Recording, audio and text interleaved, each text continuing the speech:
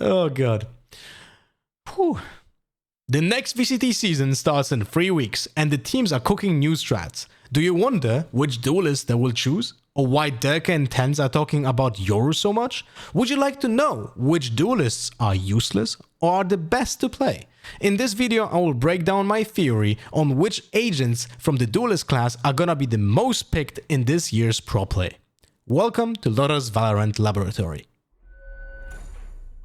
In my eyes, there are top 3 duelists and then there's the rest. But before I show you my tier list, I would like to show you first what Derke and Tenz said about Yoru. So Derke have tweeted a few days ago, I've played Yoru 21 games in a row, and I can guarantee you a pro player like Derke would have not sacrificed 2 or 3 days of ranked games, right? Because he still has to like practice with the team. So this is his off time, I guess, right? Would have not sacrificed so much time to practice something that would be not useful in the VCT. And, you know, I'm a big fan of Yoru since his rework, or even before rework, I was playing him. But my point is, in my eyes, Yoru is incredible, right? So now we have seen Derke talk about this. Now let's see what Tenz also said in the past. I was posted it yesterday, I think. Actually played it, then they're like, okay, this has potential. We play it for a few weeks, a month, and they're like, holy fuck, like our bind is like super solid. I think our bind is like a really scary map to leave as like a potential pick against, because so I think like the thing with our bind, nobody else really runs Yoru and we run it. So other people are playing against like metacomp, so they're playing metacomp versus metacomp and they're practicing like that, and then fuck, you have to play a match and you're playing against a character that can teleport, throw flashes, and turn invisible. It's kind of difficult, and that's why it's a really scary map to, unless you put in a copious amount of like server work and VOD review. But even then, VOD review will only do so much because it's all like theory at the end of the day. You really have to like experience it firsthand to understand the character, especially like when we play against Yoru, because we do have like an actual Yoru player on our team. We understand really well of how to like abuse it too. And that's a very good point what Tenz is bringing. Look, there's gonna be no surprise that in my tier list, Yoru is gonna be in the top 3. And he should have been in the top 3 pick rate already for the past year in VCT. But teams don't have Yoru players. To be a good Yoru player, you have to put insane amount of work, practice, and then teamwork together to make him work in a pro level gameplay, right? And that's what Tenz is saying here. Like, they are abusing the fact that people don't have experience against Yoru. They're gonna abuse the fact that they have a Yoru player, right? They will make sure that they can use any advantage on bind to abuse it. The teleports are perfect for Yoru, right? So, as I said, for me, Yoru is a top 3 duelist for the longest time. Since the rework, he was underutilized and people were adamant of not using him because he had a stigma of a bad agent. So let's start the tier list with putting Yoru, in my eyes, on the top of the metagame. I think he's gonna be an agent that is gonna be utilized by many teams if they're gonna have a dedicated player in their team. And by the way, when it comes to Derke, I'm gonna give him every single lineup that I have for this agent, and hopefully you're gonna see some of this stuff being used at VCT. In the past, I actually spoke with Ethan. I gave him the gun drop technique as well. I was speaking with Mixwell. All of the players that I've seen that tried playing Yoru in a smart way are always tried like sharing knowledge as much as possible. And the same, like I recorded a video for Derke when it comes to Lotus. So we'll see if he uses any of those lineups. We're gonna try to get him on stream as well to make like a session of Yoru knowledge sharing. So why is he so good? Why is Yoru so good, right? Yoru is good because also the map pool, the current map pool, is actually decent for him. He likes to play on open maps that you can abuse the TPs to, right? So we have Breeze Icebox, which are incredibly big, and he is great about rotations, right? Because you're able to TP from any part of the map to the other one if you have good lineups. So you're able to rotate fast on defense, which is incredibly valuable when it comes to pro play. being able to reposition where the team needs you, right? You're able to play flexibly because you can be a initiator essentially for the team with the clone and the flashes. You can be a first line duelist that just runs into the site with your aggressive flashes and aggressive clone, right? With the ultimate, you're open sights like a drone with a gun, and you can also be a lurker if needed. So you're incredibly flexible, and you can play how the team likes to play it. You can also not ignore the fact that Yoru is fantastic against Sentinels, because in the past, of course, before Cypher buff, he was even better because his clone was able to destroy one trap by default. He was able to destroy chamber traps, he was able to pop alarm bots, and most likely then pop nanoswarms as well, because every killjoy activated nanoswarms when the alarm bot caught something, right? So he had even more value in the past, but right now he is still good enough to be a reason to play against Sentinels, because you can TP through the traps, you can trigger the traps, you can just abuse with the old players like Cypher or Chamber because they're static when they TP or when they stand in the camera and so on, right? So that's another thing. And current maps like Breeze, Icebox, Bind, Sunset, Ascent to some degree as well, and Lotus are very Sentinel focused when it comes to the defense side because of the setups that they represent, right? So Yoru is useful in that regards, right? And because his only bad map is essentially Ascent, I would say that's the worst map for Yoru. It's Ascent. It's very limited when it comes to the free way of playing him. The entirety of the map pool is actually pretty decent for him. So, but again, team has to have a dedicated player that will learn playing Yoru well, and that is not something that we'll probably see this year. So it's gonna still be limited. But the teams that will utilize Yoru well are gonna be incredibly efficient this year and should be spearheading the metagame, right? In the past, by the way, and I'm not saying this to belittle any players because I love CNET and I think he's a revolutionary player in general, like the way that he played Jet is single-handedly changed the game.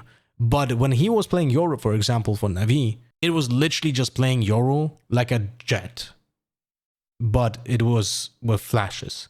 That's the most of the problems that I see with Yoru players at a pro level. Most of them still play Yoru like any other agent they played in the past, so it just kind of looks like a bad Jet, for example, or a bad Phoenix, or because they just don't understand how to build up his kit into being an efficient beast. So hopefully this year that's gonna change, and I hope players like Derke, players like Tenz will showcase that as well.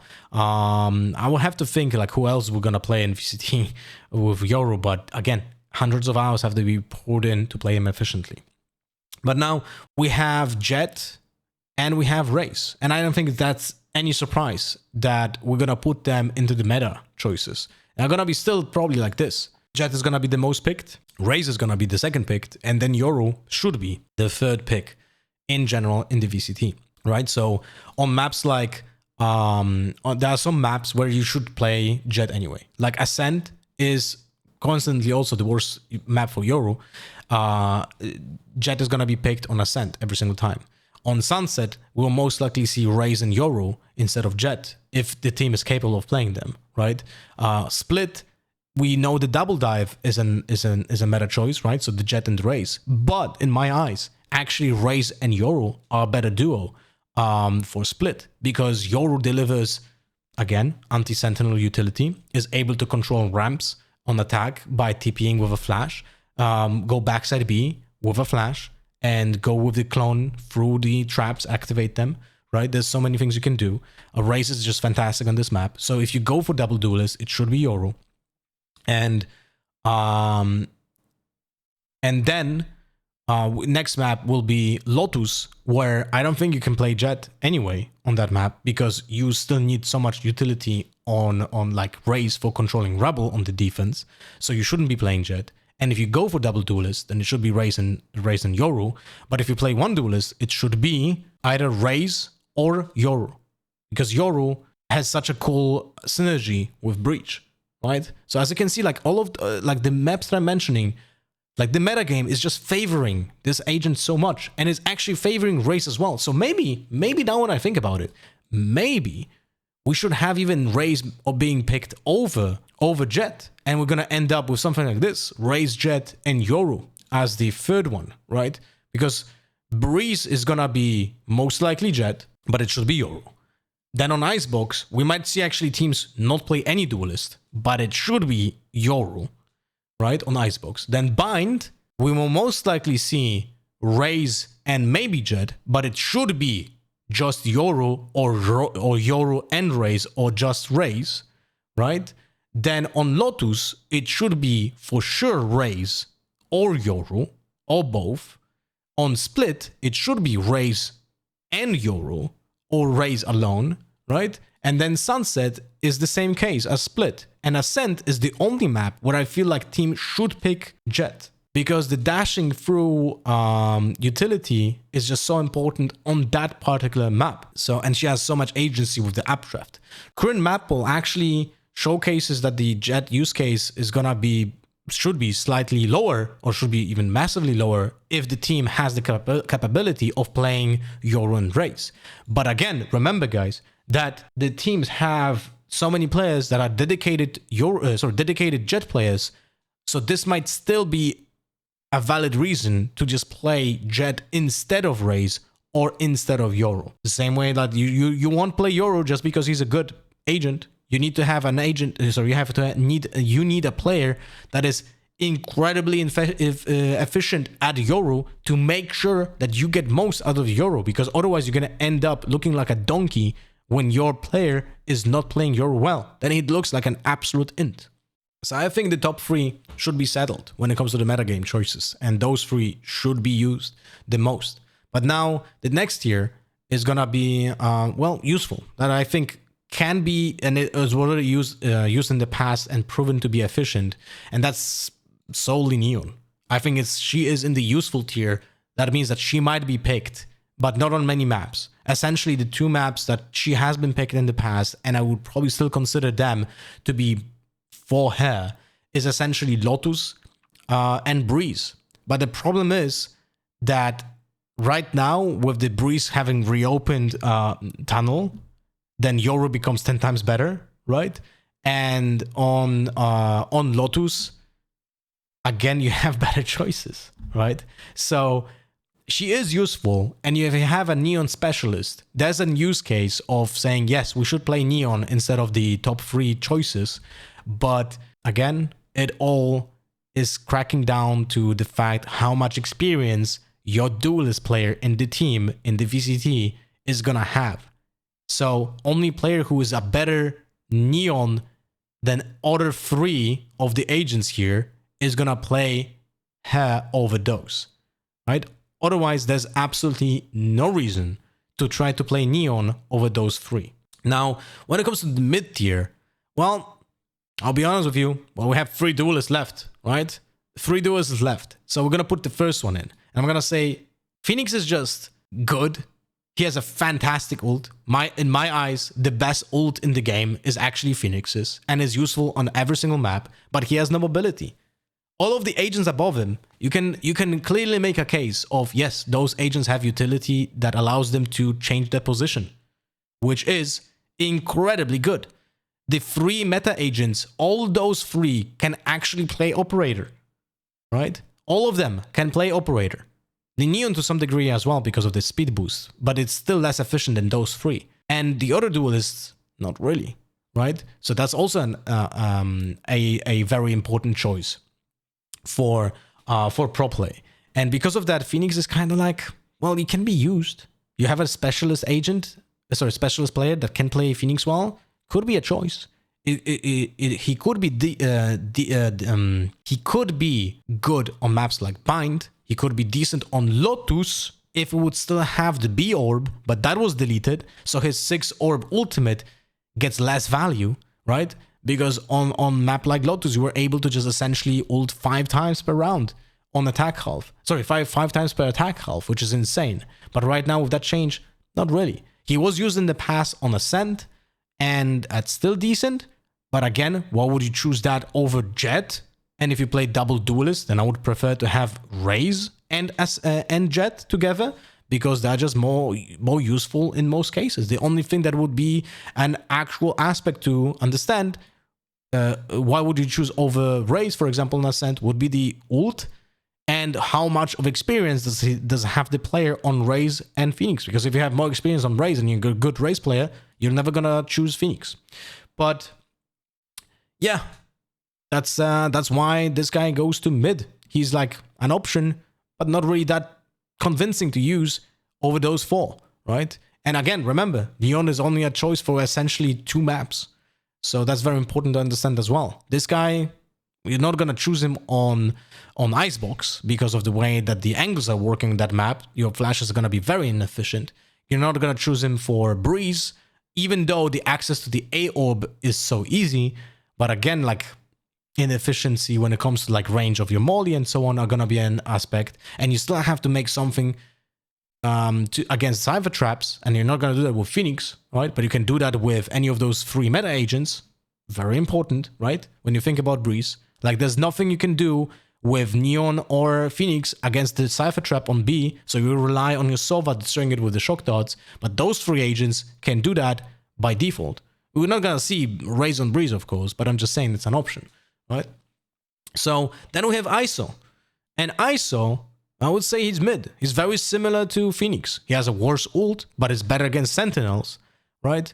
But again, same kind of problem that Phoenix has. He has a synergy with some of the other agents, so he's gonna be good with Raze because of the damage dealing and the debuff that deals double damage, right? He's gonna be decent with Aftershock from Breach, Grenade from KO, or with the shock darts from Sova, but you don't have slots for that. So you have absolutely no choices for him when it comes to like a use case.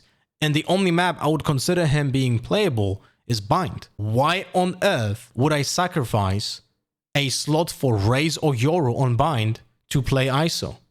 And if I play ISO, I need to play Raze. So if I play ISO on Bind, those 2 are taking the spots, so then Yoru will not be played.